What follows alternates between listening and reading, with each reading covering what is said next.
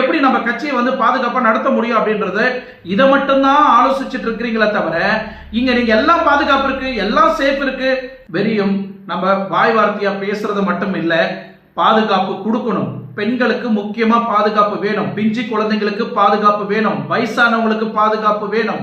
கல்யாணம் பண்ணி வேலைக்கு போறாங்க நிறைய பேர் லேடிஸுங்க, எதுக்கு? தன்னோட வயிற்று பொழப்புக்காகவும் தன்னோட குடும்ப பாரத்தை குறைக்கிறதுக்காகவும் நிறைய பெண்கள் வேலைக்கு போறாங்க. அவங்களுக்கு எங்க இன்னைக்கு பாதுகாப்பு இருக்கு?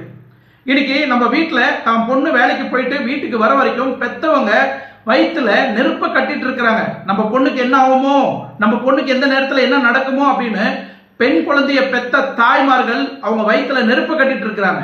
இதுக்கெல்லாம் எப்படி பதில் சொல்ல போறீங்க? யார் பதில் சொல்ல போறது? இந்த கொலைக்கு யார் காரணம்?